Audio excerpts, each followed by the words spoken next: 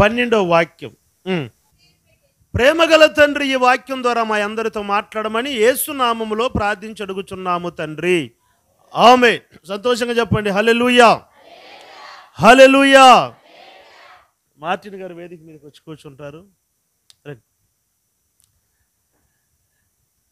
నా ప్రియులారా, నా వైపు చూస్తూ కొద్ది నిమిషాలు దేవుని మాటలు వినాలని మనవి చేస్తూ ఉన్నాను. చదువుబడిన వాక్య భాగంలో అప్పుడు సమూయేలు ఒక రాతిని తీసి మిస్పాకును శేనుకును మధ్య దాన్ని నిలువబెట్టి దానికి ఎబినేజర్ అని పేరు పెట్టాడు. నా ప్రియులారా, కొద్ది ప్రాముఖ్యమైన మాటలు మీ ఎదుటికి తీసుకొస్తాను, చాలా జాగ్రత్తగా వినండి. మీ ఆధ్యాత్మికమైన జీవితానికి ఎంతో ప్రయోజనకరంగా ఉంటాయి ఈ మాటలు. ఇశ్రాయేలీయులు ఐగుప్తు దేశములో నుంచి విడిపించబడిన తరువాత ఇశ్రాయేలీయులను నశింపజేయాలని పలు రకాలైన శత్రువులు కంకణము కట్టుకొని ఇశ్రాయేలీయుల మీదకి వస్తూ ఉండేవారు. అయితే నా ప్రియులరా, ఇశ్రాయేలీయుల మీదకి యుద్ధానికి వచ్చుస్తున్న శత్రువులు ఇశ్రాయేలీయుల కంటే బలవంతులు, ఇశ్రాయేలీయుల కంటే పెద్ద సైన్యము, గొప్ప సైన్యము, ఇశ్రాయేలీయుల కంటే కూడా ఉన్నత దేహులు శత్రువులు. అయితే ఇశ్రాయేలీయుల మీదకి వస్తున్న సైన్యము చాలా గొప్పదైనప్పటికీ, ఇశ్రాయేలీయుల సైన్యము చాలా చిన్నదైనప్పటికీ, ఇశ్రాయేలీయులు శత్రువుల ఎదుట జయం పొందుతున్నారు, ఇశ్రాయేలీయుల ఎదుట శత్రువులు అపజయం పొందుతూ ఉన్నారు. శత్రువులకు అర్థం కాలేదు, ఇదేంటి అసలు వారికంటే మనం గొప్ప సైన్యము, వారు ఎంత, వాళ్ళ బతికెంత, చాలా చిన్న సైన్యము, వాళ్ళు ఉన్న వాళ్ళందరూ కూడా చాలా బలహీనులు, మనతో ఉన్న వాళ్ళందరూ బలవంతులు, వారి సైన్యము చాలా చిన్న సైన్యము, మన సైన్యము చాలా పెద్ద సైన్యము, మరి ఎందుకు మనం వారి దగ్గర ఓడిపోతున్నామని అసలు శత్రువులకు అర్థము కాకుండా సతమితమైపోయి పిచ్చి పట్టిన వాళ్ళ వల్లే తిరుగుతూ ఉన్నారు. ఎందుకు అంటే ఇశ్రాయేలు చాలా చిన్న సైన్యము, కానీ మనం ఎంత పెద్ద సైన్యము, మనం ఎందుకు వారిని ఓడించలేకపోతున్నాం? వారిని ఓడించలేకపోతున్నాం మనపైన బాధ ఒక పక్కుంటే, వారి దగ్గర మనం ఓడిపోతున్నాం మనపైన విషయము అంతకంటే బాధగా ఉంది అని శత్రువులకి భయంకరమైన చిరాకు.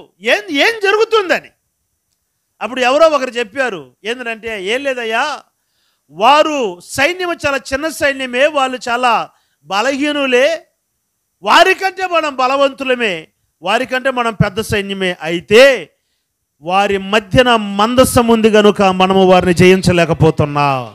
హల్లెలూయా. కట్టేదేదో కొంచెం గట్టి కొట్టనే, సప్పిడి దెబ్బలు కొడుతున్నారు. కూరలో ఉప్పు లేకుండా తింటారా? ఎందుకని? మనోళ్ళు కృప ఏంటంటే వాసన చూసి చెప్పేస్తారు ఉప్పు కరెక్ట్గా వేయలేదని. మీకు తెలుసా ఆ విషయం? తెలుసా మీకు? ఉప్పు సరిగా లేదంటే ఉప్పు వేయలేదంటే వాసన చూసి కనిపెట్టేస్తారు ఉప్పు వేయలేదు దాంట్లో. మీరు నాలుక అట్ట అన్నా కూడా మీకు తెలియకపోయా, మరి మీరేం చెప్తారు కరెక్ట్గా? అంత మోసంగా ఉంటే సప్పిడి కూరలు మీరు కొట్టే సప్పట్లు కూడా అట్టున్నాయి. కాబట్టి ఉత్సాహంగా కొట్టండి గట్టిగా. నా ప్రియులారా, నేనేమంటానంటే శత్రువుల సైన్యము గొప్పదైనా, శత్రువుల సమూహము గొప్పదైనా, శత్రువులు ఉన్నత దేహులైనా, శత్రువులు బలవంతులైనా, బలసూరులైనా, శత్రువులు చిన్న సైన్యమైన ఇశ్రాయేలీయులను జయించలేకపోవటానికి ఒకే కారణం, వారి మధ్యలో మందసం ఉన్నది. ఏంటయ్యా ఈ మందసం అంటే? మందసము అంటే దేవుని సన్నిధి. హల్లెలూయా. దేవుని సన్నిధి వారి మధ్యలో ఉన్నప్పుడు ఇంకా ఎవరు జయించగలుగుతారు? వారిని ఇశ్రాయేలు మీద ఎవరు జయం పొందగలుగుతారు? మందసం వారి మధ్యలో ఉంది, అంటే దేవుని సన్నిధి వారి మధ్యలో ఉంది. నా ప్రియమైన దేవుని బిడ్డలారా, ఎవరో చెప్పారు, అయ్యా మందసం వారి మధ్యలో ఉంది కాబట్టి మనం వారిని జయించలేకపోతున్నామని.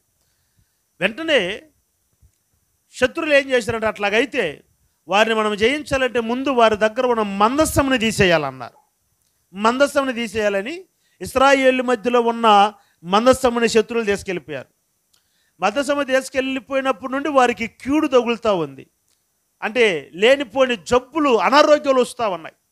ఫిలిస్తీన్లకు అర్థం కాలేదు, ఏంటిది మనకి మందసము మన మధ్యకు వచ్చినప్పటి నుంచి ఏంది ఒంట్లో గడ్డలు వస్తున్నాయి, ఏంటి కీడు అంటే వాళ్ళు చెప్పారు, అయ్యా దేవుని మందసము మన మధ్యలోకి వచ్చినప్పటి నుంచి ఈ కీడు వస్తుంది అని అన్నారు. వీళ్ళంటారు శత్రువులు, అదేంట్రా వాళ్ళ దగ్గర ఉన్నప్పుడు అది ఆశీర్వాదకరంగా ఉంది కదా, మన దగ్గరకు వచ్చినప్పుడు అది ఎట్ట మనకి శాపంగా మారుతుంది. ఆహా నో నో నో నేను ఒప్పుకోను అన్నారు. లేదయ్యా ఇదే వాస్తవం, దేవుని మందసము వారి దేవుడు గనుక వారి మధ్యలో ఉంటే ఆ మందసములకు ఆశీర్వాదం, కానీ మన మధ్యలో ఉంటే అది మనకి కీడు అన్నారు. వెంటనే వీళ్ళు ఏం చేశారంటే శత్రువు, సరే ఒక పని చేద్దాం, ఒక కొత్త బండి ఒకటి కట్టుదాం, 2 ఆవులు తీసుకొద్దాం, ఎద్దులు తీసుకొచ్చేసి బండి కడదాం, మందసం బండి మీద పెడదాం. కరెక్ట్గా మందసము పెట్టబడిన బండిని ఎవరు నడిపించరు, ఎవరు ఉండరు. అయితే సరిగా ఈ మందసము ఇశ్రాయేలు దగ్గరికి వెళ్ళాలి. ఈ బండి, ఈ ఆవులు కరెక్ట్గా మందసముని ఇశ్రాయేలు దగ్గరికి తీసుకెళ్ళాలి. అట్టగాని తీసుకెళ్తే నిజంగా ఈ కీడు దేవుడే ఇచ్చాడు మనం ఒప్పుకుందాం. అట్లేదు అంటే అది ఏదో మన బలహీనత అనుకుందామని చెప్పి కొత్త బండి ఒకటి కట్టించి మందసము దాని మీద పెట్టేసి పంపించేశారు. నా ప్రియులరా, సరిగా ఈ మందసము ఇశ్రాయేలీయులున్న మెసొపొతేమియాలోనికి వెళ్ళింది. దేవుని స్తోత్రం చెప్పండి గట్టిగా, హల్లెలూయా. మెసొపొతేమియాలోనికి మందసం వెళ్ళినాక అప్పుడు గుర్తించారు, నిజంగా ఆ దేవుడే మనకి కీడు కలుగజేశాడు. నిజంగా మందసము వారి దగ్గరుంటే ఆశీర్వాదం, మన దగ్గరుంటే శాపం అని గుర్తెరిగినారు. నా ప్రియులారా, వెంటనే ఏం జరిగిందనంటే ఫిలిస్తీయులు ఈ భయంతో ఉన్నప్పుడే ఇశ్రాయేలు ఏం చేశారంటే, మందసం మన దగ్గర ఉండొద్దు, మందసమును మళ్ళా శత్రువులు దోచుకొని వెళ్తామని చెప్పి మందసముని కిర్యత్యారీము వారి దగ్గరికి వెళ్ళి దాచిపెట్టేశారు.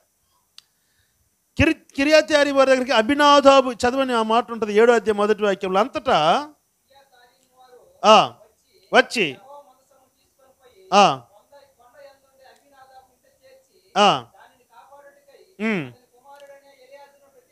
చాలు, శత్రువులు ఒకవేళ మళ్ళీ మందసముని తీసుకెళ్ళిపోతారేమోనబడిన భయంలో మందసం తీసుకెళ్ళి కిర్యత్యారీము వారి దగ్గర దాచిపెట్టారు. ఇప్పుడు ఏం జరుగుతుందనంటే, ఎట్లా ఉన్నా మరి శత్రువులకి ఈ సమాచారం తెలిసింది. ఏ సమాచారం అంటే, మందసము వారి మధ్యలో లేదు. ఇప్పుడు కానీ మనం వెళ్ళామంటే ఫిలిస్తీయుల దగ్గరికి చాలా సులభంగా, తేలికగా వారిని మనము జయించవచ్చు అని ఫిలిస్తీయులు ఆలోచిస్తున్నారు. ఈ ఫిలిస్తీయులు ఈ విషయాన్ని ఆలోచించుతున్న విషయము ఇశ్రాయేలులకు తెలిసింది. ఇశ్రాయేలుకి తెలిసి ఇశ్రాయేలు వెన్నులో వణుకు పుట్టిందమ్మో, ఫిలిస్తీయులు మన మీదకి రాబోతున్నారే, ఫిలిస్తీయులు మన మీదకి వస్తే వాళ్ళని జయించేంత బలం మన దగ్గర లేదే, వారికంటే మన సైన్యము చాలా చిన్న సైన్యము, వారిని జయించేంత బలము సైన్యము మంది కాదు కనుక అయ్యో మేము చచ్చిపోతామేమోనబడిన భయము, వణుకు వారిలో పుట్టింది. నా ప్రియులరా, ఎందుకంటే వారి మధ్యలో మందసము లేదు. దేవుని స్తోత్రం కలుగునగాక. అయితే నా ప్రియులరా, ఒక అద్భుతమైన మాటను చెప్తాను జాగ్రత్తగా. నేను మందసము వారి మధ్యలో ఉన్నప్పుడు శత్రువులు ఇశ్రాయేలులతో యుద్ధము చేసి శత్రువులు జయం పొందుతారు, క్షమించండి, ఇశ్రాయేలు జయం పొందుతారు, శత్రువులు అపజయం పొందుతారు. అయితే ఇప్పుడు మందసము లేదు ఇశ్రాయేలు మధ్య. ఇశ్రాయేలు ఏమనుకున్నారంటే, ఖచ్చితంగా ఈరోజు వాళ్ళ చేతులారా మనము సచ్చినట్టే అని అనుకున్నారు వాళ్ళు ఇశ్రాయేలు. ఫిలిస్తీయులు కూడా అన్నారు, ఈ దినము ఇశ్రాయేలు ఒక్కొక్కడ అంతు తేలుస్తామని ఇశ్రాయేలీల మీదకి ఫిలిస్తీయులు బయలుదేరారు. అద్భుతం ఏంటో తెలుసండి, మందసం ఇశ్రాయేలు మధ్యలో ఉన్నప్పుడైనా ఫిలిస్తీయులు వచ్చి యుద్ధము చేసినప్పుడు ఇశ్రాయేలుకి దేవుడు జయమిచ్చాడు. అయితే ఇప్పుడు శత్రువుల ఇశ్రాయేలు దగ్గరికి రాకముందే దేవుడు ఆకాశముల నుండి ఉరుములను ఉరిమించి శత్రువులను తారుమారు చేసినాడు. చప్పట్లు కొట్టండి గట్టిగా, హల్లెలూయా. అంటే అర్థం ఏంటంటే, శత్రువులు ఇశ్రాయేలు దగ్గరికి కూడా దేవుడు వారిని రానివ్వకుండా దేవుడు వారి హతము చేసేసాడు. యుద్ధపు రంగంలో దించలేదు దేవుడు ఇశ్రాయేలీల్ని. కనీసం మాట కూడా మాట్లాడే అవకాశం వెళ్ళేది ఇశ్రాయేలుకి దేవుడు. అసలు శత్రువులు తిరిమిలిసై దగ్గర ఉన్నప్పుడే వాళ్ళని అక్కడే దేవుడు అయిపించాడు వాళ్ళ కథ. నేను మాటలు చెప్పిన తిరిమిలిసై అని. మీరు నిజంగా తిరిమిలిసైకి వచ్చారా, పోయి ఒక సెల్ఫీ తీసుకుని వద్దామన్నట్టు చూడబాకండి. ఒక మాటకు చెప్పా, వాళ్ళ దగ్గరికి రాకముందే దేవుడు వారిని ఉరుములు ఉరిమించి వారిని తారుమారు చేశాడు. దేవుని స్తోత్రం కలుగునగాక. హల్లెలూయా. మందసము వారి మధ్యలో లేదు అని మురిసిపోయారు శత్రువులు. మందసము లేకపోయినా మందసములో ఉన్న దేవుని సన్నిధి ఇశ్రాయేలు మధ్యలో ఉన్నది. దేవుని స్తోత్రం కలుగునగాక. ఆ మందసము వారి మధ్యలో ఉన్నది కనుక నా ప్రియులారా, వీరు జయం పొందుతున్నారు. మందసము లేకపోతే వారు సులభంగా జయించవచ్చు అని శత్రువులు అనుకున్నారు. అయితే మందసము లేకపోయినా చాలా ఈజీగా ఇశ్రాయేలుకి దేవుడు జయం ఇచ్చేశాడు. అసలు యుద్ధపు రంగంలో దించలే దేవుడు వాళ్ళని. ఎంత అద్భుతం చూడండి.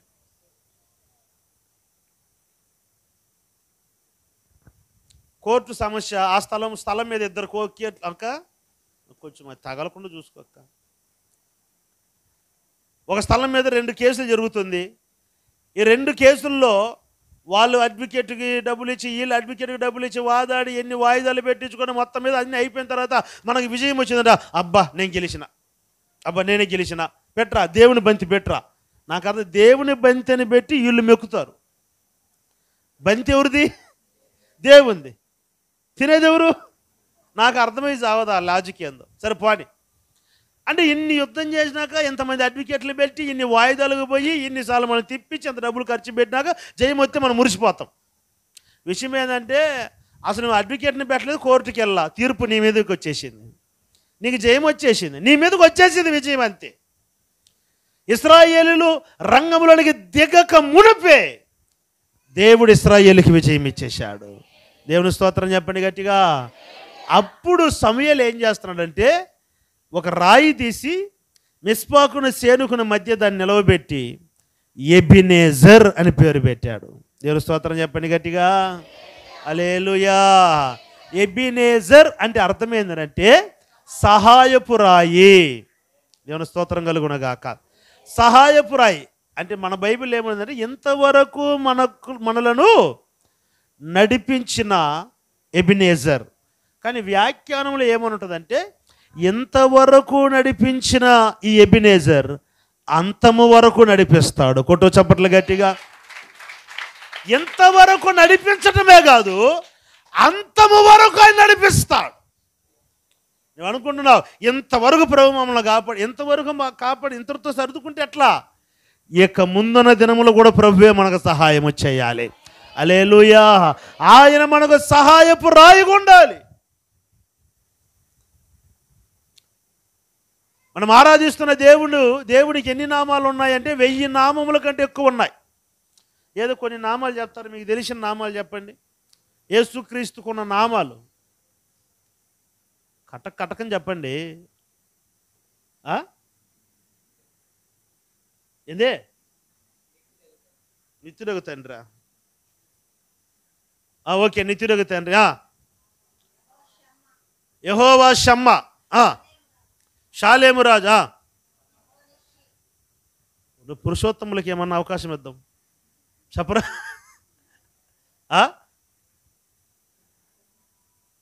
దేవుని ఉన్న నామాలు చెప్పండి. దావీదు గారు ఎన్ని నామాలు పెట్టారు తెలుసా దేవుడికి బైబిల్లో? యెహోవాయే నా కొండ, ఆయనే నా కోట, ఆయనే నా శైలము, ఆయనే నా ఆశ్రయ దుర్గము, ఆయనే నా ఖేడము, ఆయనే నా కాపరి, ఆయనే నా ఊపిరి, ఆయనే ఇమ్మానువేల్, ఆయన యెహోవా రఫా, ఆయన హెల్రోయి. ఎన్ని నామాలండి, ఎన్ని చెప్పుకోవచ్చు. ఆయన యూదా స్తుతి గోత్రము సింహం అయిపోయినే. పాపం గోర్లు గరుక్కుంటుందో కక్క వదిలిపెట్టు నా ప్రియ. ఎన్ని నామాలు చెప్పవచ్చు దేవునికి? 1 2 ఈ రాత్రి అంతా చెప్పకుండా ఆయన పేర్లు అన్నీ చెప్పి ముగించలేం. ఎల్రోయి అంటే చూచుచున్న దేవుడు. హాగరు పెట్టింది ఆ పేరు. నా యజమానురాలు నన్ను వదిలిపెట్టేశారు, అరణ్యంలో నేను అనాథనై దిక్కులేని దాననై ఉన్నప్పుడు నన్ను చూచిన దేవుడు, ఆయన పేరు చూచుచున్న దేవుడు, ఆయన ఎల్రోయి అన్నది. దేవుని స్తోత్రం చెప్పండి గట్టిగా. యెహోవా రఫా అంటే నన్ను స్వస్థపరిచే దేవుడు. యెహోవా షాలోమ్ అంటే శాంతి నొసగే దేవుడు. ఎమ్మానుయేలు అంటే మన వెంట ఉండే దేవుడు. ఇలా ఆయనకి ఎన్నో నామాలు ఉన్నాయి. అయితే ఎబినేజర్ అన్న నామం ఎంత అద్భుతం అండి. ఎబినేజర్ అంటే నీకు సహాయము చేసే దేవుడు. హల్లెలూయా. నేను అంటాను, నీ జీవితంలో దేవుడు ఏ నామముల ద్వారా ఉన్నా లేకుండా, ఇప్పుడు యెహోవా రఫ్ అంటే స్వస్థపరిచే దేవుడు.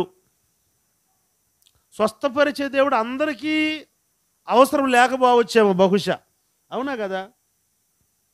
నీకేమన్నా మన రోగాలు ఏమన్నా ఉన్నాయి నీకు? బీపీ? నీకు పెళ్ళి అయింది, బీపీ లేకుండా ఎట్టుందిరా? పెళ్ళి లేదు నిజంగా? క్లారిటీ? జేమ్స్ హాస్పిటల్కి పోవాలి, జేమ్స్ చెక్ చేపి అంటే ఓకే రైట్. ప్రశాంతి ఎందుకు అన్నట్టు అన్నాడు? నీకు బీపీ, ఇప్పుడు నేను బీపీ రేపుతున్నానా? అది నువ్వు అన్నకు చెప్పినాను, మళ్ళీ ఇంటికి పోయి అడగొద్దు. నేనేదో అర్థమైందని అడుగుతున్నా. దేవునికి స్తోత్రం కలుగును గాక. ఇప్పుడు యెహోవా రఫాగా పౌలుకి దేవుడు అవసరం లేదు, అవునా కదా? ఎందుకు నీకేం రోగం ఉంది? ఇప్పుడు నాకే రోగం లేదు, దేవునికి స్తోత్రం కలుగును గాక. నాకు తెలిసి ఏమీ లేదు, ఎందుకంటే ఏ స్కానింగ్ నేను తీయలే ఇప్పుడు దాకా. కాబట్టి నాకు తెలిసి ఏం లేదు. నాకు యెహోవా రఫాగా అయినా అవసరం లేదు. యెహోవా షాలోముగా నాకు అవసరం లేదు. సమాధానం ఇచ్చే అంటే ఆల్రెడీ నేను సమాధానమే ఉన్నాను, దేవుని సేవలో ఉన్న సంతోషమే సమాధానం నాకు. ఇట్లా దేవుడు ఒక్కొక్కరికి ఒక్కొక్క రీతిగా అవసరం లేకపోవచ్చు. అయితే ఎబినేజర్ అన్న దేవుడు ప్రతి ఒక్కరికి అవసరం. హల్లెలూయా. తల్లి గర్భములో నుండి వెల్లడి అయినది మొదలుకొని భూగర్భములో పెట్టబడేంత వరకు ఎబినేజర్ ప్రతి ఒక్కరికి అవసరం. నీ జీవితంలో దేవుడు ఎవరై ఉన్నా లేకపోయినా ఎబినేజర్గా నీ జీవితంలో దేవుడు ఉండాలి. చప్పట్లు కొట్టండి గట్టిగా. ఎబినేజరే, ఎబినేజరే, ఇంతవరకు ఆదుకున్నావు. ఎబినేజరే, ఎబినేజరే, ఇంతవరకు అయ్యా ఇంతవరకు. అందరూ చప్పట్లు కొట్టో గట్టిగా చప్పట్లు. అయ్యా ఇంతవరకు నిన్ను పూర్ణ మనసుతో పూర్ణ బలముతో ఆరాధన ఆరాధన ఆరాధన ఆరాధన ఆరాధన ఆరాధన ఆరాధన ఆరాధన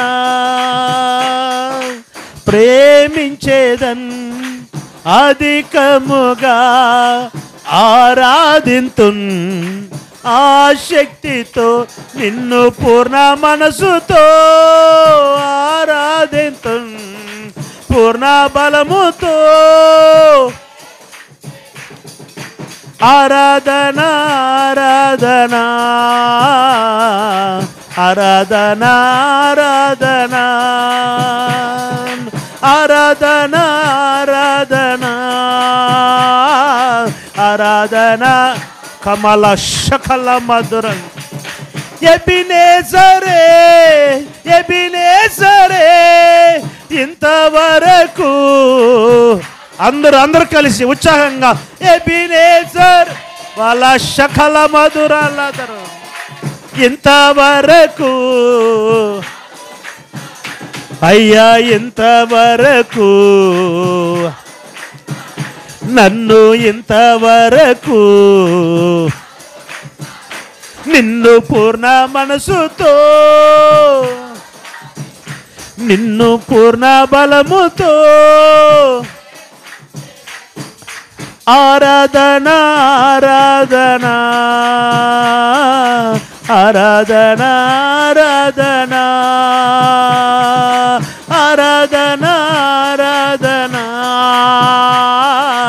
ఆరాధన ఆరాధన. దేవునికి స్తోత్రం. ఎబినేజరుగా నీ జీవితంలో ఆయన ఉండాలి. తప్పకుండా మనందరికీ ఆయన ఎబినేజరుగా కావాలి. ఎబినేజర్ అంటే సహాయం చేసేవాళ్ళు. మనకు సహాయం చేసేవాళ్ళు ఉన్నారా? ఏమండి మరెక్క సహాయం చేసేవాళ్ళు ఉన్నారా? ఉన్నారా? ఒక 3 లక్షల రూపాయలు అడిగి అక్క ఉన్నారా? దావీదు అంటాడు, కొండల తట్టున కనులెత్తుచున్నాడు, నాకు సహాయం ఎక్కడి నుండి వచ్చును. రాజు తలుచుకుంటే డబ్బులకి తక్కువ కాదు, దెబ్బలకి తక్కువ కాదు. ఆ రాజు అంటాడు, కొండల తట్టున కనులెత్తుచున్నాడు, నాకు సహాయము ఎక్కడి నుండి వచ్చును, యెహోవా యొద్ద నుండి నాకు సహాయము దొరుకును. ఆ దావీదే ఆ మాట అంటే మనకు సహాయం ఉందని చెప్పగలుగుతామా? ఏమండి? కానీ మనకు సహాయం చేసే ఒకే ఒక దేవుడు ప్రభువైన యేసుక్రీస్తు వారు మాత్రమే. నువ్వు ఏ పరిస్థితిలో ఉన్నా ఆయన నీకు ఎబినేజరుగా ఉండాలి. నేను స్తోత్రం చెప్పండి గట్టిగా. ఈ దినము నీ దేవుడు నీకు ఎబినేజరుగా ఉండాలి. నేను స్తోత్రం కలుగును గాక. సమూయేలు అంటాడు, ఇంతవరకు మనం నడిపించిన దేవుడు, ఇకను నడిపించబోతున్న దేవుడు ఎబినేజర్. హల్లెలూయా. నా ప్రియులారా, ఆయన మనకు ఎబినేజర్గా మనకు రావాలి అని అంటే ఇశ్రాయేలీయులకు ఎందుకు దేవుడు ఎబినేజర్గా ఉన్నాడు? ఇశ్రాయేలుకి ఎందుకు దేవుడు ఎబినేజర్గా ఉన్నాడు అని అంటే ఒక 3 మాటలు చెప్తాను. చదవండి పరిశుద్ధ గ్రంథంలో ఎందుకు ఎబినేజర్గా ఉన్నాడు వాళ్ళకి. 3వ వాక్యం, మీ పూర్ణ హృదయముతో యెహోవా యొద్దకు మీరు మల్లుకొన్న ఎడల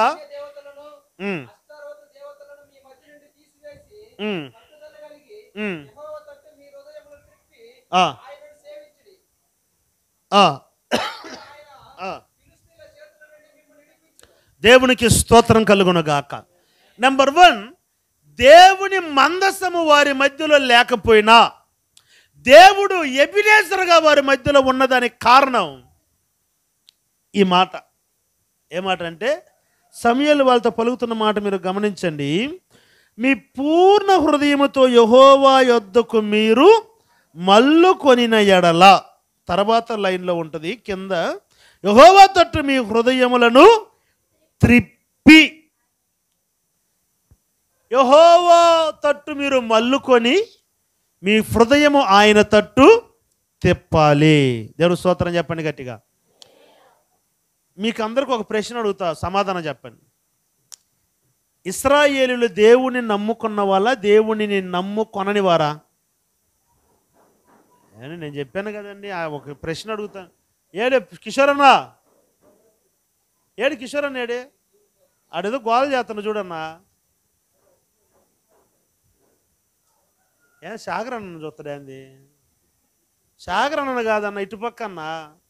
అబ్బా ఏసయ్యా, ఒక మనిషిని బయట పెట్టి కూడా disturbance. Who is this disturbance?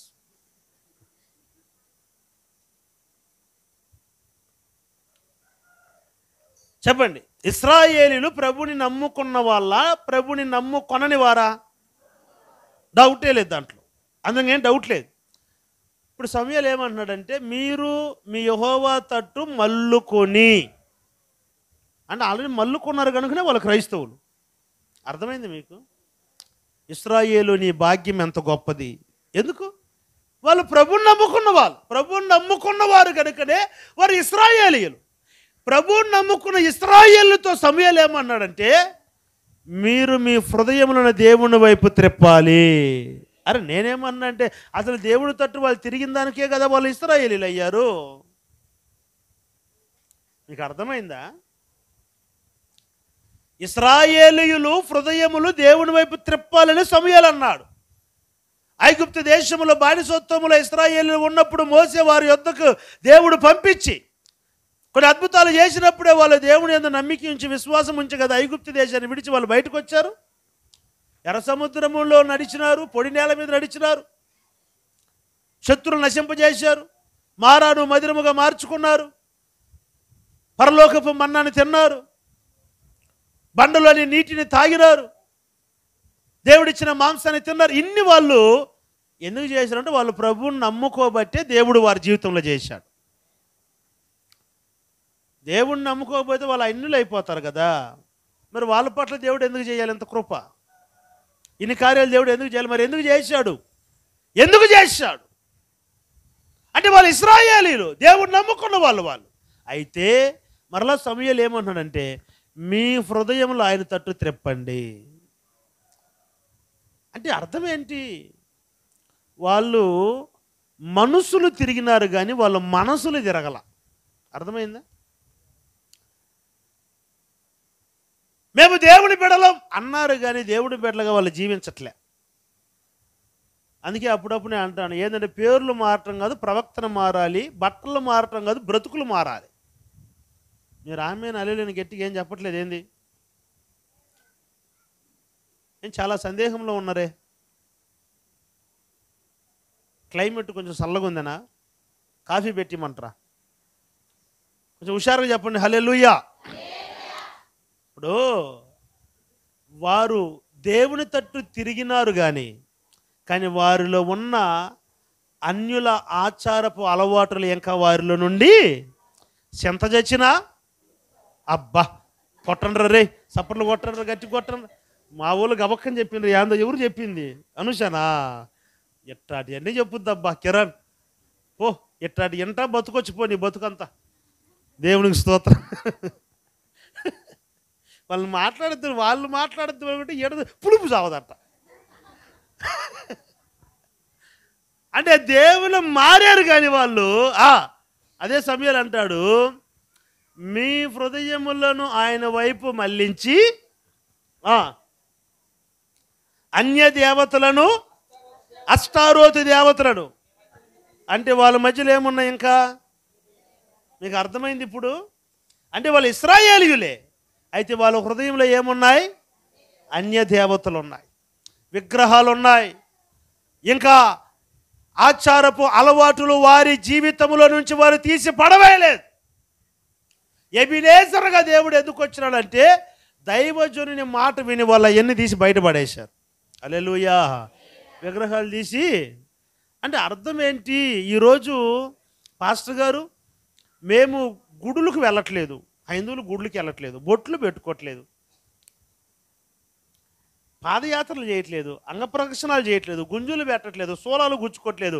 మేమే ఆడ విగ్రహాలు చేసాం, మాకాడ అన్యుల దేవతలు మాకాడ ఆడున్నాయని మీరు అడిగితే, అన్యుల దేవతలు మీరు లేకపోయినా వారి భక్తులు ఆచరిస్తున్న అలవాటులు కొన్ని మనలో ఉన్నాయా లేవా?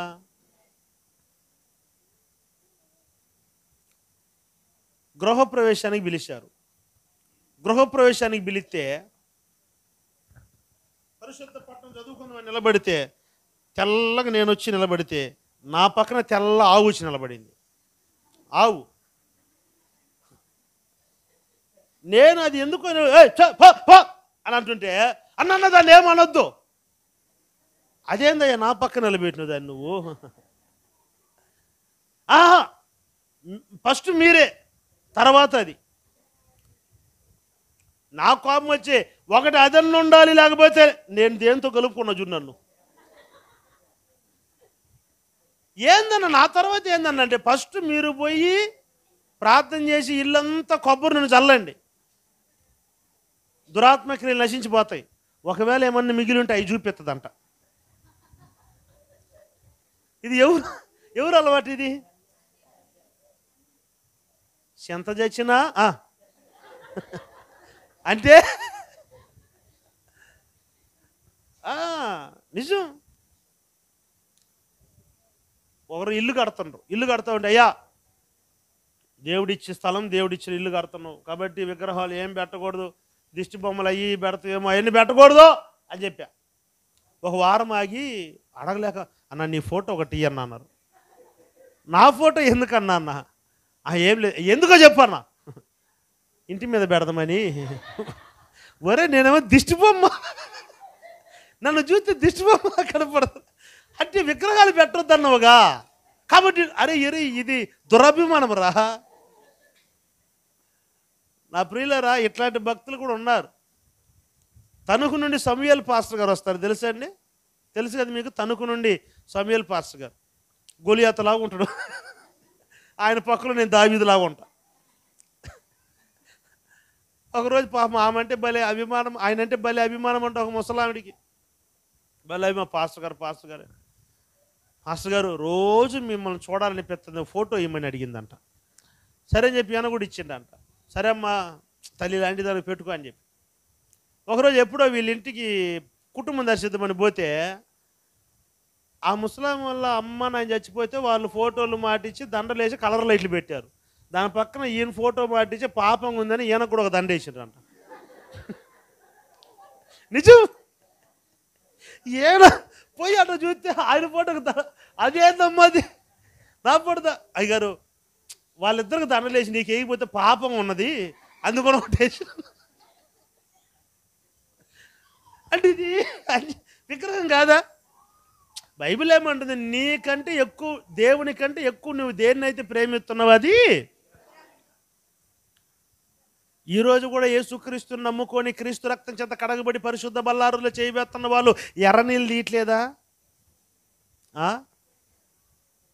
పాస్టర్ గారు నువ్వు కూడా తీసుంటావులే పాస్టర్ గారు అని మీరు అన్నారు అనుకో, టెంకి ఎగిరిపోతుంది. మా వివాహాల్లో ఎప్పుడు మీరందరూ ఉన్నారుగా, తీసిండ్రా. చెప్పులు తొడిగారు నాకు ఎవరన్నా? కనీసం చెప్పులు తొడగలేదురా ఇల్లు నాకు. మరి కనీసం డబ్బులన్నీ ఇచ్చి ఉండొచ్చుగా నాకు ఇప్పుడు డౌట్ వస్తుంది.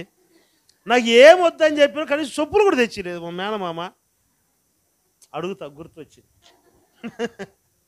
అంటే అస్సలు ఏమి లేవు. దేవునికి స్తోత్రం కలుగున గాక. హల్లెలూయా. అద్భుతం చెప్పనా? పెళ్ళికి వచ్చారు కనీసం మీరు వచ్చారా? వీళ్ళు ఫోటో కూడా పట్టలేదు. వీళ్ళు పెళ్ళి ఫోటో పట్టలే. వీళ్ళు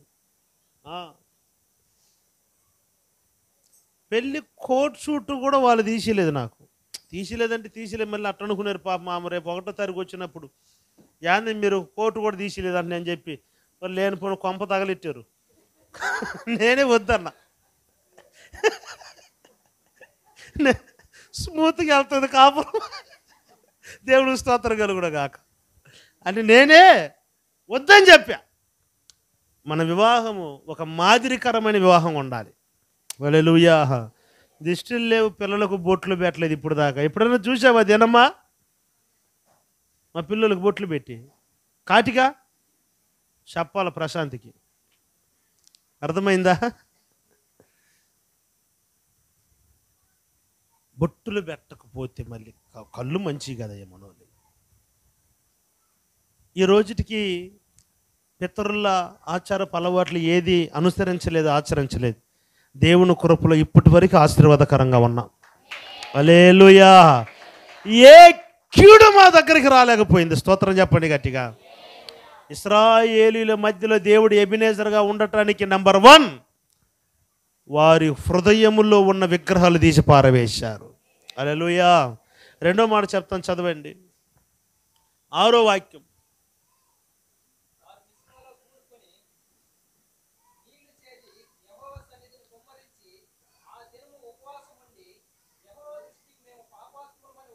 చాలు నా ప్రియులారా. 2వదిగా దేవుడు వారికి ఎబినేజర్గా ఉండటానికి గల కారణం ఏంటంటే వారు నీళ్లు చేది యెహోవా సన్నిధిని కుమ్మరించిరి.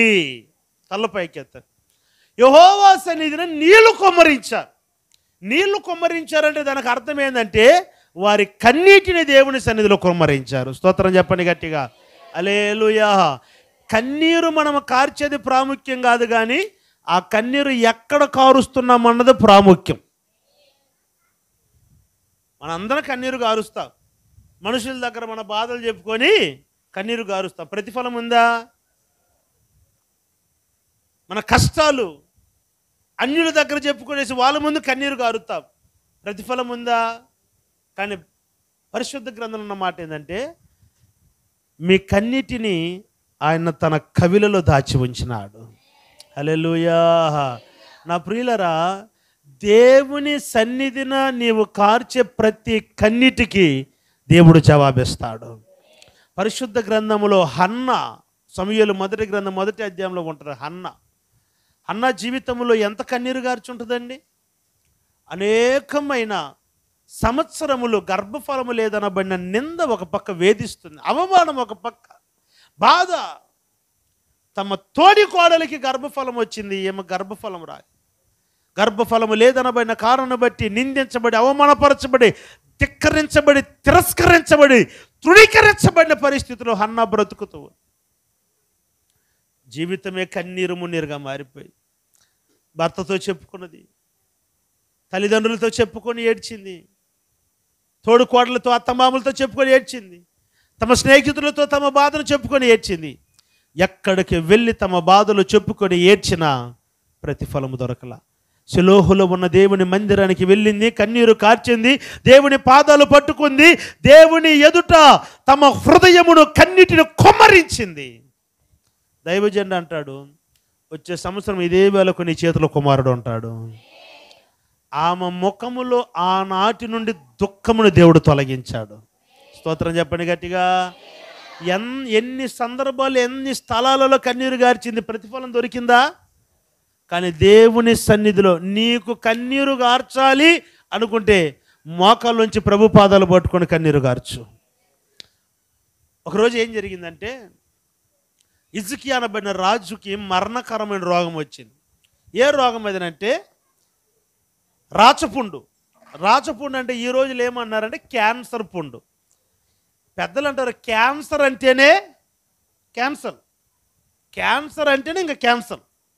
క్యాన్సర్కి ఈ రోజుకి సరి అయిన వైద్యము లేదు, మీకు తెలుసా? ఈ రోజుకి క్యాన్సర్కి సరి అయిన వైద్యము లేదు. ఇన్ని టెక్నాలజీలు డెవలప్ అయినప్పటికీ, ఇన్ని హాస్పిటల్ డెవలప్ అయినప్పటికీ, ఇంతమంది వైద్యులు విస్తరించినప్పటికీ కూడా క్యాన్సర్కి సరైన వైద్యం లేదు. ఇప్పుడే వైద్యం లేదంటే మరి అప్పుడు? మరణకరమైన రోగం, వీపునొచ్చింది రాచపుండు. దైవజనుడు చెప్పాడు, నువ్వు చచ్చిపోతున్నావు అని చెప్పాడు. చచ్చిపోతావు కదా, ఆల్రెడీ మరణమవుతున్నావు, చచ్చిపోతున్నావు ఆల్రెడీ అన్నాడు. ఈ మాట చెప్పేసి హాల్లోకి, బెడ్రూమ్ నుంచి హాల్లోకి వెళ్ళాడు దైవజనుడు. వెంటనే ప్రభు మళ్ళీ మాట్లాడతాడు, హిజ్కియా దగ్గరికి వెళ్ళి చెప్పు, 15 సంవత్సరంలో మరణము అన్న మాట ఆయన దగ్గరికి రాదు. హల్లెలూయా. వెంటనే ఆశ్చర్యపడిపోయి, ప్రభువా ఇప్పుడే నేను చెప్పాను మరణం అవుతున్నావు అని, అంతలెక్కి వెళ్ళి నేను మాట మారితే నేను దొంగ ప్రవక్తను అయిపోతాను, కాబట్టి రేపు వచ్చి చెప్తా. ఒరే, వాడు ఏడుస్తున్నాడు రా, హిజ్కియా ఏడుస్తున్నాడు, కన్నీరు గారుస్తున్నాడు, అది నేను చూడలేకపోతున్నాను, నువ్వు త్వరగా వెళ్ళి చెప్పు అన్నాడు. కన్నీరు గార్చి చేసే ప్రార్థన ప్రతిఫలం ఎట్లుంటుందో తెలుసండి, నిమిషాల ప్రకారం దేవుడు కార్యాలు చేస్తాడు. మనోళ్ళకి అది అర్థం కాక ఆ యక్కతో ఈ యక్కతో చెప్పుకొని ఏడుతుంటారు. ఈ యక్క పక్కనింటికి పోయి తగలెట్టద్ది. స్తోత్రం చెప్పండి గట్టిగా. మనోళ్ళకి ఏందండి, బాధలు ఎప్పుడైనా నాకు బాధ ఉంటే ఆ యక్క దగ్గర చెప్తే కొంచెం నెమ్మది అవుద్దక్క. నీకు ఆ యక్కకి ఏదన్నా తేడా పడింది అంటక్క, ఆ యక్క ఊరు మొత్తం తగలబెట్టుద్దక్క.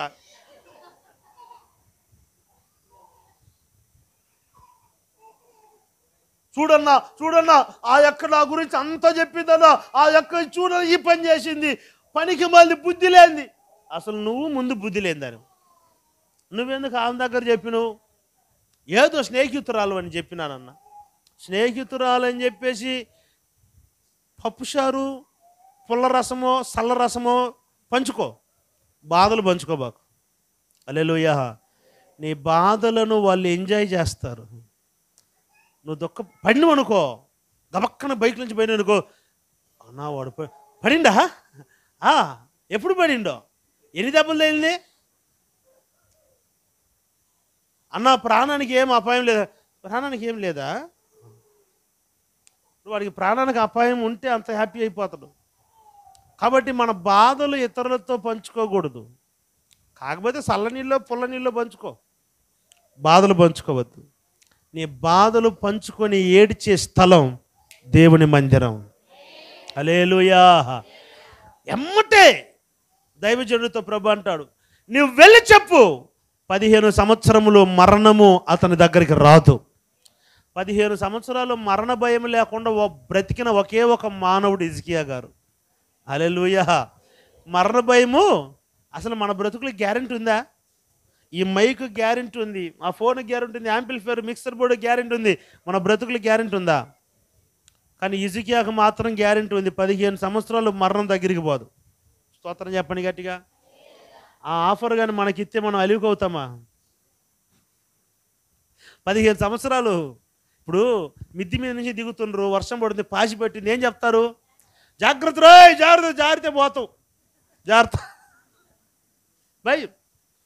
బైక్లో పో, చిన్నగా మిడి మేళంగా దోలబోకు, నువ్వు మళ్ళీ బైక్లో వస్తావో అంబులెన్స్లో వస్తావో తెలియదు, జాగ్రత్త. అసలు ఆ భయమే లేదు హిజ్కియాకి. నేను స్తోత్రం చెప్పండి. ఇప్పుడు కొంతమంది బైక్లో బయటికి పనికి పోయిన పురుషులు ఇంటికి వచ్చేదాకా స్త్రీలకు నిద్ర పట్టదు. ఎందు లేట్ అవుతుంది, ఎందు లేట్ అవుతుంది, ఎందు లేట్ అవుతుంది, టెన్షన్. కానీ హిజ్కియా భార్యకి ఆ భయం లేదు. ఎందుకంటే 15 సంవత్సరాలు ఆడ రాసి ఇచ్చేశాడు దేవుడు. ఇంకా అమాయకంగా చూస్తాం వీళ్ళు. అంటే ఇంత కార్యం ఎట జరిగిందంటే హిజ్కియా కన్నీరు గార్చినాడు. హల్లెలూయా. ఎబెనేజరుగా దేవుడు ఇశ్రాయేలు పక్షం నిలబడటానికి గల కారణం ఇశ్రాయేలు దేవుని సన్నిధిన కార్చిన కన్నీరు. ఈ సాయంకాల సమయంలో నీ జీవితంలో దేవుడు ఎబెనేజరుగా ఉండాలంటే, ఒకటి, నీ హృదయంలో ఉన్న అన్య దేవతలు తీసి పారవేయాలి, ఆచారపు అలవాట్లు తీసి పారవేయాలి. 2, దేవుని సన్నిధిలో నీవు కన్నీరు గార్చాలి. దేవుని స్తోత్రం కలుగును గాక. 3వ మాట చెప్తాను, చదవండి పరిశుద్ధ గ్రంథంలో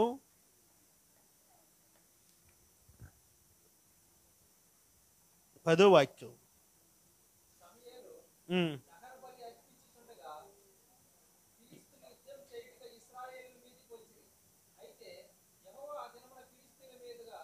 తొమ్మిది చదువు.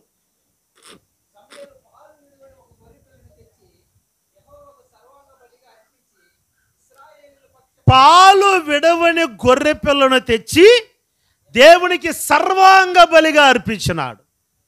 ఏ గొర్రె పిల్లది చెప్పాలి? ఏ గొర్రె పిల్లది? పాలు విడవని గొర్రె పిల్ల అంటే చిన్న గొర్రె పిల్ల, అంతేనా దాని అర్థం? మనము పెళ్ళి సంతకు పోతున్నాం, దేన్ని తీసుకురాను? సిగ్గుపడిన అవుతుండ్రు అబ్బా, సిగ్గుకి ఏం తక్కువ లేదు. చెప్పండి నోరు తెరిచి. ఏం తీసుకొచ్చి దానికి? పాలు విడవని దాన్ని తీసుకొస్తామా? అబ్బా గట్టిగా అన్నారు, చూ అన్నారు అబ్బా గట్టిగా. పాలు విడవని దాన్ని తీరు. ఏం తీసుకొస్తారు? పెద్దదాన్ని తీసుకొస్తారు. అందుకే కొంతమంది కూడా సింపుల్ లాజిక్ అడుగుతారు, ఏంది పెద్దదా చిన్నదా అంటారు. అంటే చిన్నదంటే కోడి, పెద్దదంటే అంటే పెద్దదే కావాలి, చిన్నదాన్ని. దేవుడు ఏమన్నాడంటే, చిన్న గొర్రె పిల్ల, పాలు విడవని గొర్రె పిల్లని తీసుకొచ్చి నాకు బలి ఇయ్యమన్నాడు. దేవుడు ఎబెనేజరు రావటానికి కారణం ఏంటంటే, పాలు విడవని గొర్రె పిల్లని బలి చెల్లించారు. స్తోత్రం చెప్పండి గట్టిగా. అంటే పసిబిడ్డను బలి చెల్లించారు. పసిబిడ్డను బలి చెల్లించిన దాని అర్థం ఏంటంటే, పసిపిల్లల స్వభావమును బలి చేయాలి. నేను స్తోత్రం చెప్పండి గట్టిగా.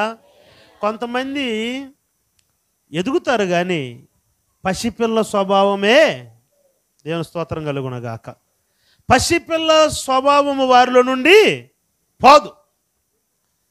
అంటే పెద్దవాళ్ళు అయినట్టు ఉంటారు కానీ వాళ్ళ మాట తీరు, వాళ్ళ గుణాలు, వాళ్ళ అలవాటు, లేకపోతే వాళ్ళ భాష అసలు మారదు. దేవుని స్తోత్రం కలుగునగాక. హల్లెలూయా. ఎవరు ఈ పసిపిల్లలు? పసిపిల్లలు ఏం చేస్తారు? చదవండి, చూపిస్తాను. ఎఫెసీ పత్రిక 4:14. తర్వాత చదువు ప్రశాంతి. ఏం చదవట్లేదు ఈ మధ్య?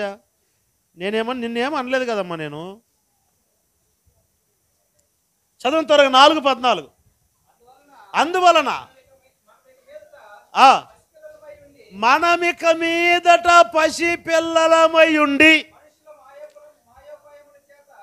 మనుషుల మాయోపాయముల చేత వంచనతోను తప్పు మార్గమునకు లాగు కుయుక్తితోను గాలికి కొట్టుకొని పోవునట్లు కల్పించబడిన ప్రతి ఉపదేశమునకు ఇటువంటి కొట్టుకొని పోవచ్చు ఎగరగొట్టబడుచున్న వారై ఉన్నట్లు ఉండక తలపైకి మీరు పసిపిల్లల వలె ఉండక అన్న మాటకి ఏ పదం వాడాడు తెలుసా? కింద కల్పించబడే ప్రతి ఉపదేశమునకు ఇటు కొట్టుకొని పోయేవారే పసిపిల్లలు అని అన్నాడు. అర్థం చేసుకొని మాట. పసిపిల్లల స్వభావం ఏంటండి? రేయ్ చాక్లెట్ ఎత్త ఒక ముద్దు పెట్టు, వాడు పెడతాడు. వాడు వచ్చి రేయ్ నీకు బిస్కెట్ ఎత్త ఒక ముద్దు పెట్టు అంటాడు.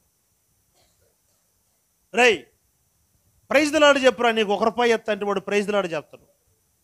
రే చెయ్యట చూపిరా, ₹1 ఎత్త అంటే వాడు. మేము అప్పుడు సండే క్లాస్కి వెళ్ళేటప్పుడు జేమ్స్కి తెలుసు మేరీ బిస్కెట్లు ఇచ్చేది మనకు గుర్తా? మేరీ బిస్కెట్లు ఉంటాయి, మేరీ గోల్డ్ అయింది ఇప్పుడు అది.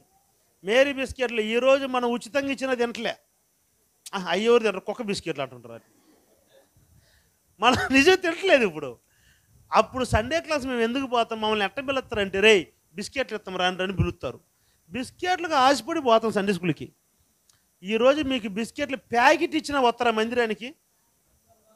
అదిగో బా వస్తారండి, చెప్పరేందండి. అంటే అర్థం ఏంటి? చిన్నపిల్లలు ఏ చెప్పినా పెద్దోళ్ళు అంటే చిన్నపిల్లలు ప్రతి ఉపదేశమునకు ఇటు అంటే పెద్దోళ్ళు అట్లా ఉండకూడదు. అయితే ఈరోజు ఎఫ్ఎసి సంఘంలో ఎలాంటి వాళ్ళు ఉన్నారంటే వయసు ఏమో పెరిగింది కానీ పిల్లల స్వభావం ఎవడు ఏది చెప్తే అది నమ్మేస్తారు. ఆ మధ్య సభలు పెడితే ఒక ఆమె మన మీటింగ్ వచ్చాము ఇంకొక స్థలానికి వెళ్తుంది, అదరాబదర వెళ్తా ఉంది. నేను ఎదురయ్యి ఏందక్క మీటింగ్ అటుపక్క అయితే నువ్వు ఇటుపక్క పోతున్నావు అని అన్నా. నేను ఆడికి పోతున్నాలే అన్నది. ఆడికి ఎందుకు అక్క అన్నా, నేను ఆడున్న పాస్టర్ అందరిని పడేస్తున్నట్టు అందుకని ఆడికి పోతున్నాను అన్నది. నేనన్నా అక్క పడేసే కాడికి పోకూడదు అక్క, పడిపోయిన వాళ్ళని నిలబెట్టే కాడికి పోవాలని చెప్పా. ఏంటి అంటే కింద పడిపోతే అడిగి పోతారంట. కింద పడిపోతే బాగూడదక్క, పడిన వాళ్ళని ఏ సేవకుడైతే నిలవబెడుతున్నాడో జగట్టగొల దొంగ ఊపిలో పడి ఉన్న నన్ను దేవుడు పైకి లేవనెత్తి క్రీస్తునే బండ మీద నిలవబెట్టాడు. మన దేవుడు నిలవబెట్టాడా, నిలబడిన వాళ్ళని పడదోశాడా? వీళ్ళేంది మరి పడదోసే వాళ్ళకి అడిగి పోతుండ్రు. ఏమండి కొంతమందికి వాక్యం చెప్తే నచ్చదు, ఏదో ఒకటి చెప్పాలి వాళ్ళకి. నీకు మీ ఇంట్లో ఉండే వాళ్ళు చేసి పెట్టిండ్రు, అబ్బాబా హల్లెలూయా బా నేను అనుకున్నా అప్పుడే మా అత్యాయి ఉంటుందని. వాళ్ళకి ముందే ఏదో ఉంటుంది బెసికి. అబ్బా కరెక్ట్గా చెప్పిండు. నాకు ఒక ఆయన అట్నే వచ్చేసి ఒక ఆమె అన్నా ఏందన్నా అసలు మా ఇంట్లో నెమ్మది లేదు, సమాధానం లేదు, ఏదో ఉందన్న మీరు ప్రార్థన చేసి చెప్పన్న. ఏమి లేదమ్మా, ప్రార్థన చేసిన ఏమి లేదన్నా. ఎట్టంటే అట్ట ఏదన్నా ఒక ఆలోచించి చెప్పన్నా. ఏమి లేదమ్మా అన్న. లేదన్నా ఏదో ఉంది మీరు చెప్పాలని. రేపు పొద్దు నువ్వు చచ్చిపోతావమ్మా అన్న. ఏందన్న అంత మాట అన్నావు, మరి ఏదో ఒకటి చెప్పమని నువ్వు చెప్పేశా. ఎంత విచిత్రమండి. ఈరోజు భక్తులు ఎలా తయారైపోయారంటే ఏ ఉపదేశములో కట్టబడ్డారో, ఏ ఉపదేశములో నాటబడ్డారో ఆ ఉపదేశములోనే పెరిగే అనుభవములో చాలామంది విశ్వాసులు ఈ రోజుల్లో. అందులో ఈ మీడియా వచ్చిన తర్వాత, సెల్ ఫోన్ వచ్చిన తర్వాత ఎట్ట తయారైపోయారంటే 5 రొట్టెలకు బదులుగా 5,000 రూపాయలు, 2 చేపలకు బదులుగా 2,000 రూపాయలు ఇవ్వండి, దేవుడు మిమ్మల్ని ఆశీర్వదిస్తాడు.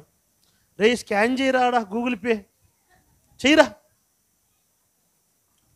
ఏమంటే మేమేమో మీకోసం కడుపు కాల్చుకునే వాళ్ళకి ఎప్పుడు చూసినా 10 మేము కడుపు కాల్చుకొని మీ కుటుంబం కొరకు మేము రాత్రి బొమ్మలు మోకాలు బద్దలు చేసుకునే మాకేమో 10, వాళ్ళకేమో 5,000. 5 రొట్లు 5 రొట్లు 2 చేపల కథ ఎట్ట మార్చిన చూడు ఈ పాస్టర్లు కూడా. దేవుని స్తోత్రం చెప్పండి గట్టిగా. హల్లెలూయా. ద్రాక్ష రసము రుచికరంగా దేవుడు మార్చాడు. ద్రాక్ష రసమును మార్చిన సన్నివేశం ఏంటంటే ఆత్మీయంగా చాలా విషయాలు ఉన్నాయి అక్కడ. ఎన్ని ఉన్నాయంటే దేవుడు అంటాడు నా సమయం ఇంకా రాలేదంటాడు. రెండవదిగా మరియమ్మ తల్లి అంటది ఆయన మీతో చెప్పున్నది మీరు చేయుడే అని. ఇంకా అదే పెద్ద ప్రసంగం. వాళ్ళు అవి పట్టుకోరు. మీరు ఫస్ట్ దాంట్లో నీళ్లు పోయండి, అప్పుడే దాన్ని దేవుడు ద్రాక్షరసంగా మారుస్తాడు. మీరు పెట్టిలో పోయండి, ఫస్ట్ నీ పెట్టిలో పోయాలరా పాలు. నా ప్రియులరా, ఉపదేశాన్ని మార్చేస్తున్నారు. పసిపిల్ల పాలు విడవను గొర్రె పిల్ల బలి చెల్లారు అంటే పసిపిల్ల స్వభావం ఇప్పుడైనా తెలుసుకోండి. నాటబడిన స్థలం ఎక్కడ, ఫలించేది ఎక్కడ, నిజమైన సత్తువ కలిగిన సారము కలిగిన కంచెలో తోటలో ఉపదేశములో నువ్వు నాటబడ్డావా?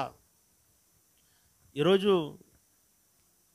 పరిచర్యలు చాలా దారి తప్పిపోయాయి. ఆ మధ్య ఒక సంఘంలో చూస్తే సినిమా పాటలు పాడుతూ ఆరాధన చేస్తున్నారు. సినిమా పాటలు పాడుతూ ఆరాధన జరుగుతుందండి. గొప్ప గొప్ప దైవజనులు, పానార్పణలో పోయబడుతూ ఉన్న దైవజనులు సంఘాలలో 100 మంది గట్టి కూర్చోట్లే. ఆ డిస్కో లైట్లు పెట్టి సినిమా పాటలు డ్యాన్సులు వేసేటట్లుగా ఉండే సంఘాలలో 1000 మంది నింపబడుతున్నారు. 1000 మంది. ఎంత దౌర్భాగ్య స్థితి చూశారండి. అందుకే పౌలు అంటున్నాడు పసిపిల్లల స్వభావాలు బలి చెల్లించండి రా. మీరు ఇంకా పసిపిల్ల ఏ ఉపదేశం ఎవరు ఏది చెప్తే అది నమ్మేస్తున్నారు. ఏ ఉపదేశం చెప్తే దాన్ని నమ్మేస్తున్నారు. ఈరోజు నీ జీవితంలో దేవుడు ఎబినేజర్గా రావాలంటే ఆ పసిపిల్లల స్వభావం సిలువేయాలి. పసిపిల్లల స్వభావం బలి చెల్లించాలి. నా ప్రియులారా, ఈ సాయంకాల సమయంలో నీ జీవితంలో దేవుడు ఎబినేజర్గా రావాలంటే నెంబర్ 1 నీ హృదయంలో ఉన్న అన్య దేవతలు తీసి పారవేయాలి. నెంబర్ 2 ఆయన సన్నిధిలో కన్నీరు కార్చాలి. నెంబర్ 3 కల్పించబడిన ప్రతి ఉపదేశమునకు అటు ఇటు కొట్టుకొని పోక ఎదిగిన అనుభవంలోనికి నువ్వు రావాలి. అప్పుడు దేవుడు నీ జీవితంలో ఎబినేజర్గా వస్తాడు. అటు కృప దేవుడు మనందరికి అనుగ్రహించునుగాక.